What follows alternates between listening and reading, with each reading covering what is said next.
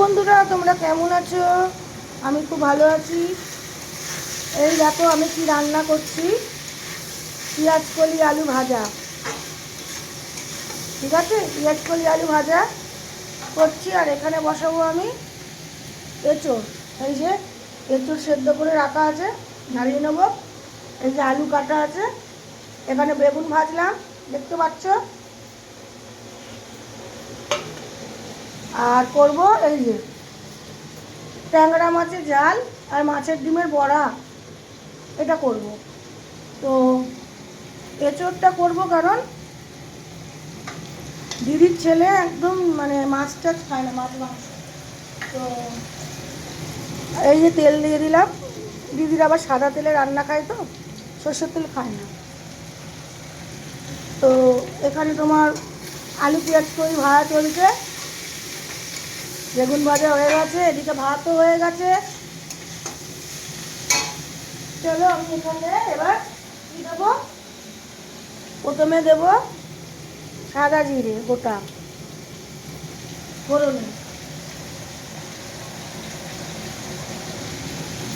তারপরে দেব হাতে ক্যামেরা নিয়ে, যে ক্যামেরাটা রাখবো কোথাও সেটাও নেই, শুকনো লঙ্কা একটা ফোড়ন দিলাম।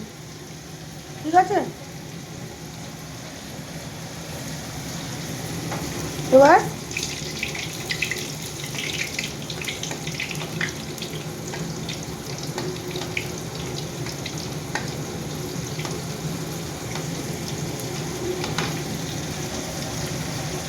এই আলুটা দিয়ে দিলাম।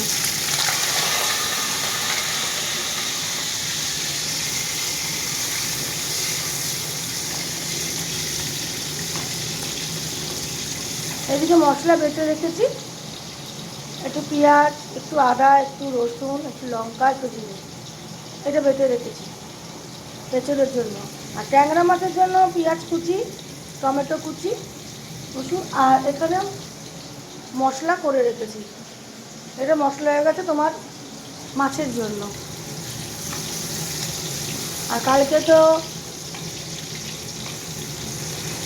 পিঠে করেছি, কত ভিডিও করে দেখানো হয়নি।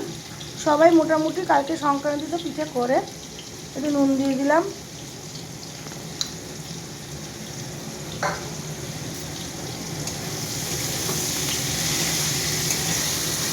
মানে দুদিক দিয়ে মানে দুটো কড়া বসিয়ে দিয়েছি।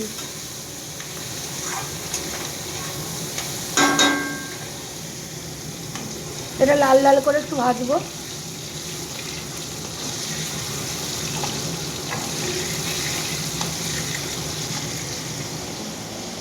যদি আওয়াজ পাই, চিমনি চলছে, চিমনির আওয়াজ, অসুবিধা হচ্ছে। অনেকে বলে কিসের আওয়াজ দিবে। তো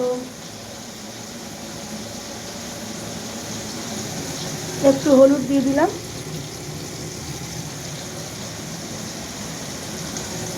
এটাতে একটু হলুদ দিয়ে দিলাম।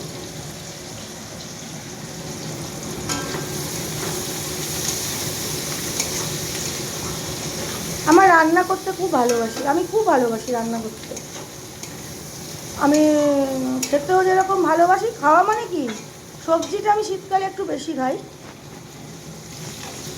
আর এঁচোড়টা তো অসময়ের জিনিস, তবুও জামাইবাবু পেয়েছে, কারণ যা দিদির ছেলে একদম নিরামিষই খায়। আর ওর জন্য পনির করতে হয়, না হলে তোমার সোয়াবিন করতে হয়, ধোকা করতে হয়, নাহলে এঁচোড় করতে হয়, যে কোনো একটা রান্না করতে হবে। ডাল কালকেই করা আছে, ডাল আর করতে হবে না। তো এই হয়েছে, দিদির এই ছেলেকে নিয়ে চিন্তা রাখে, ছেলেকে কি করে দেবে। আর সে দেবে, কোনো মানুষ যদি মাছ মাংস ডিম না খায়, তখন তারপর চিন্তা থাকে যে তাকে কী দিয়ে দেবে। সে টিফিনটা খাবে, অফিসে খেয়ে বেরোবে, টিফিন নিয়ে যাবে, বুঝতে পারছো, সব দিকেই চিন্তা থাকে। যারা দেখবে সব কিছু খায় তাদের কোনো ব্যাপার না, কিন্তু যারা দেখবে তোমার নিরামিষই খায় তাদের জন্য কিন্তু অনেক কষ্ট। এবার আমি মশলাটা দিয়ে দেবো।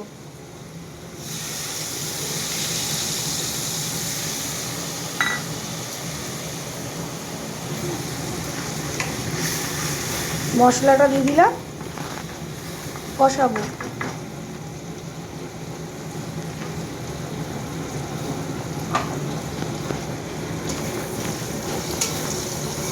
এক হাতে ক্যামেরা, এক হাতে খুন্তি, সবই করতে হয়। দেখো তো এই চলছে আমার রান্না বান্না। তো তোমাদের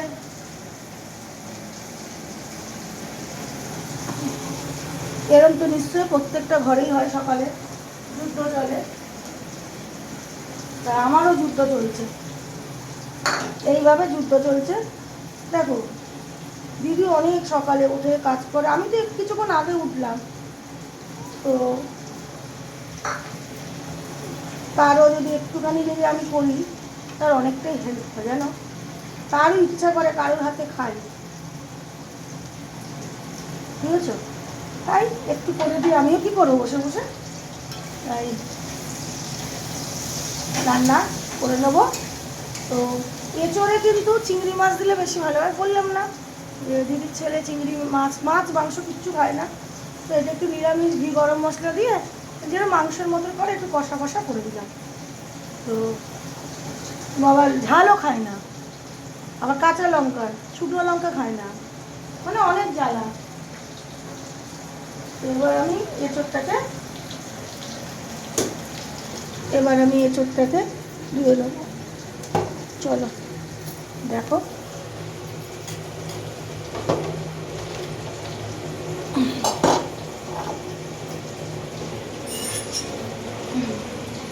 এবার আমি এঁচোড়টাকে দিয়ে দিলাম, নুন হলুদ দিয়ে সেদ্ধ করে নিয়েছিলাম, কারণ এখনকার এঁচোড় তো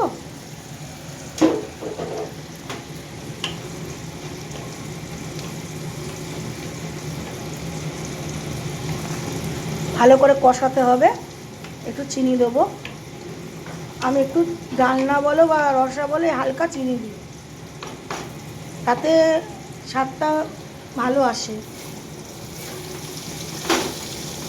ভাজাটা হয়ে এসেছে, আর একটু ভাজা হবে।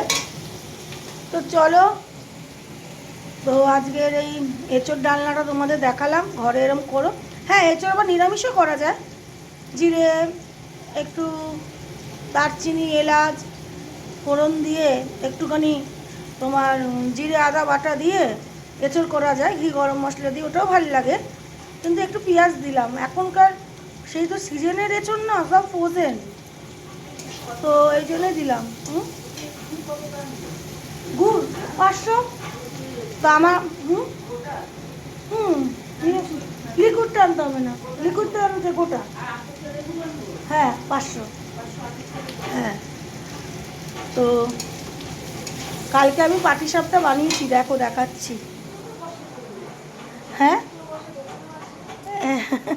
কালকে আমি পাটিসাপটা, দিদির যা নারকেল কোড়াচ্ছে, তো এই দেখো কালকে আমি পাটিসাপটা বানিয়েছি,